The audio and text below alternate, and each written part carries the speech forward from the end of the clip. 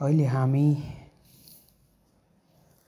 पृथ्वी राजमार्गको तनहुँ खण्ड मोगलिन पोखरा सडक खण्ड अन्तर्गत तनहुँ खण्डको बन्दीपुर केबल कार एरिया जो डुम्रे नजिक पर्छ यो क्षेत्रमा छौँ।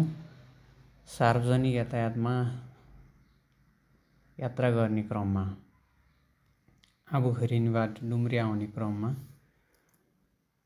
कस्तो बनिरहेको छ त पृथ्वी राजमार्गको तनहुँ खण्ड पूर्वी खण्ड भनेर यो भिडियो निर्माण गरिएको थियो र यो भिडियो अहिले हामीले यहाँहरूलाई देखाइरहेका छौँ। डुम्रे बजार नजिकै आइसकेका छौँ हामी। दृश्यमा यहाँहरूले देखिरहनु भएको छ। सडक निकै नै राम्रो बनेको छ। सुन्दर सडक बनेको छ। बजारी क्षेत्रमा 6 लेन र अन्य हाइवेमा 4 लेनको सडक बनेको छ। एउटा नयाँ आयाम थपेको छ यस सडकले र यो सडकलाई हामीले समृद्धिसँग जोड्न सक्नुपर्छ।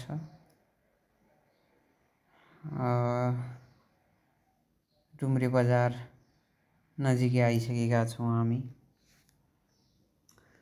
देख्न सक्नुहुन्छ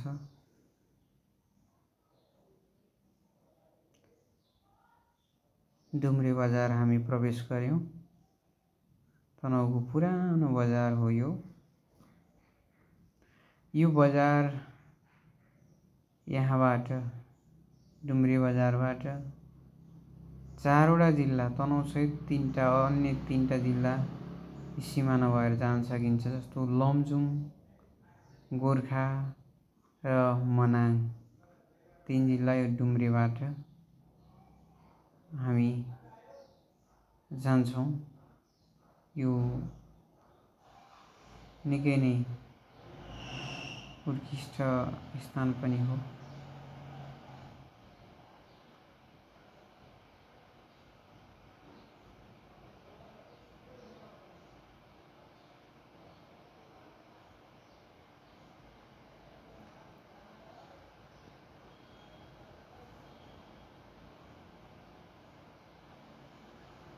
डुम्रे बजारबाट हामी दमौलीतर्फ अगाडि बढेका छौँ।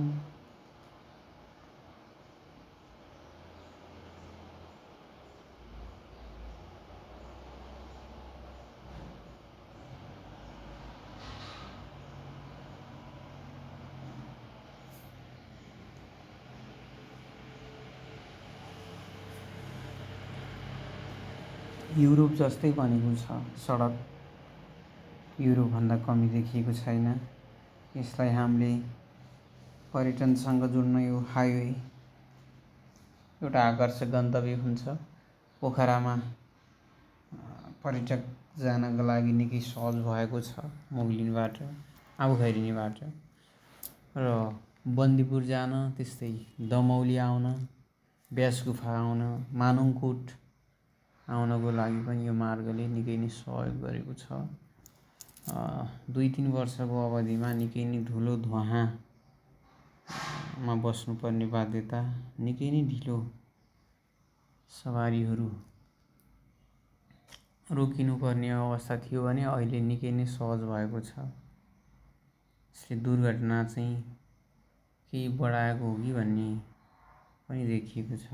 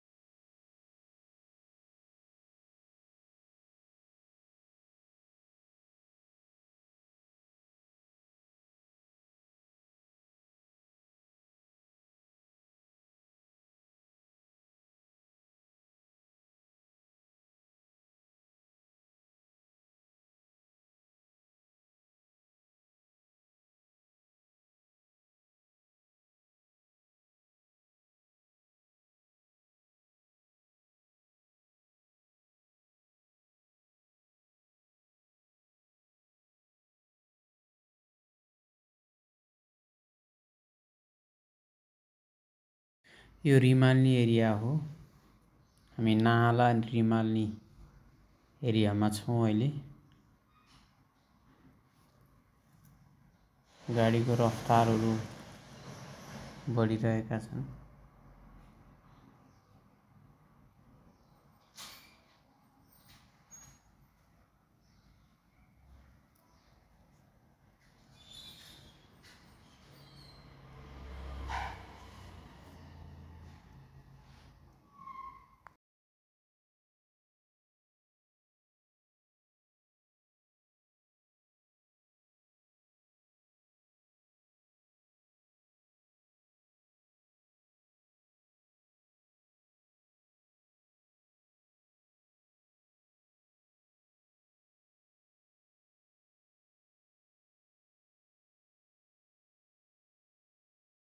हामी अहिले घाँसी गुवा कटिसकेका छौँ।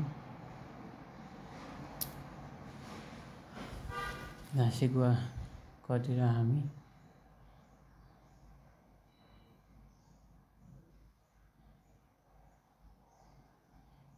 अगाडि बढेका छौँ।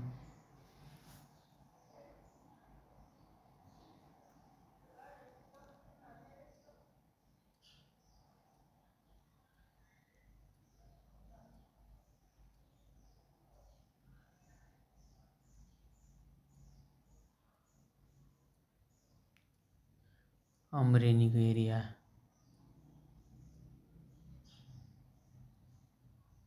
बिस्तारै आउँदैछ।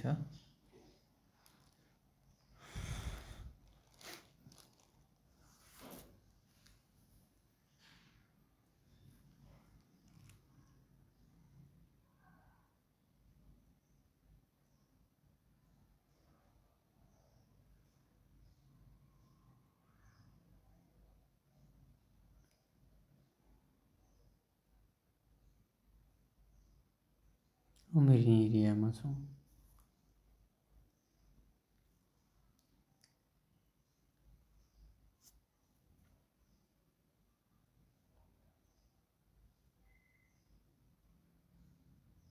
सरर बाटोमा हामी हिँडिरहेका छौँ। गाडीमा, सार्वजनिक गाडीमा आनन्दको यात्राको क्रममा कैद गरिएको अमरेनी एरियामै छौँ। अब तालघर एरिया आउन खोजिरहेको छ।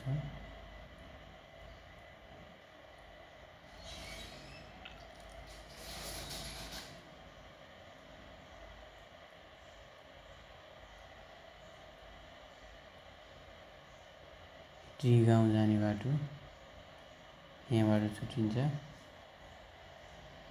ल हामी अब तालघरी प्रवेश गऱ्यौँ। मोड पनि छ यहाँनिर। तालघरी एरिया दमोली नजिक आइसकेका छौँ हामी। निकै नै सुन्दर बनेको छ। 3-4 वर्ष लाग्यो 2021 जस्तो लाग्छ। 22, 23, 24, 25 4 वर्ष यो राजमार्ग बन्न लाग्यो।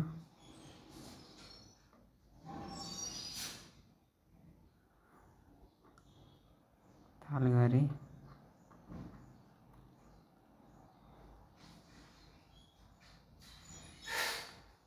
कटेर गल्बेसी आउँदैछौँ हामी। गल्बेसी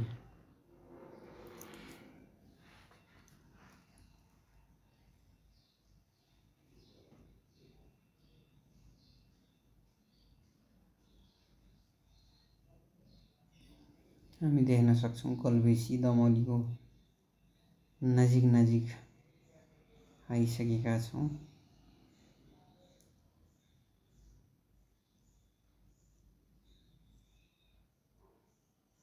बुल्दिहोला पुल हामी आइपुग्यौँ लगभग अहिले ठ्याक्कै। अब दमौली प्रवेश भएको अवस्था।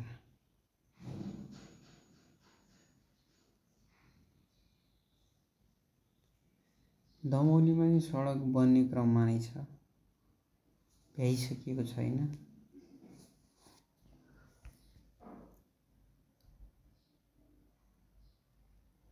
दमौलीको बागबजार एरिया, मालेबगर,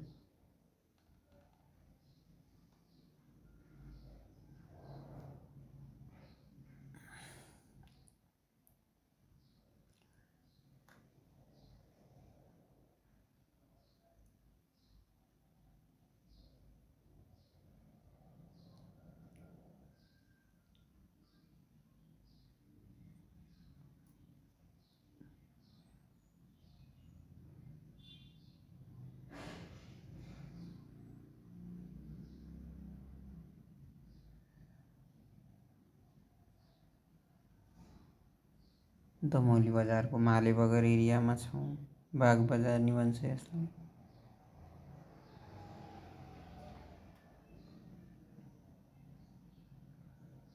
बागबजार एरिया हामी अब दमौली बजार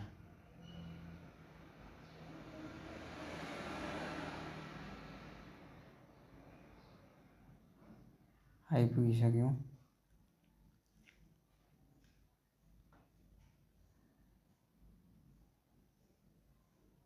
बोर्लेटार चोक मुनि हामी आइपुग्यौँ अहिले लगभग।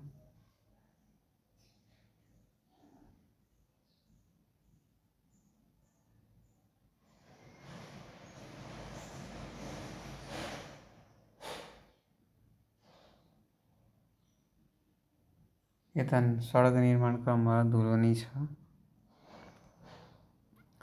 हामीले यहाँलाई डुम्रेदेखि दमौलीसम्मको अवस्थाको बारेमा जानकारी गरायौँ। यहाँहरूको आउन सक्नुहुन्छ यो मार्गमा, निकै नै राम्रो बनेको छ। यहाँहरू पनि पोखरा एवं तनहुँका विभिन्न पर्यटकीय स्थलमा आउनको लागि यहाँलाई स्वागत पनि भन्न चाहन्छु। धन्यवाद, नमस्कार।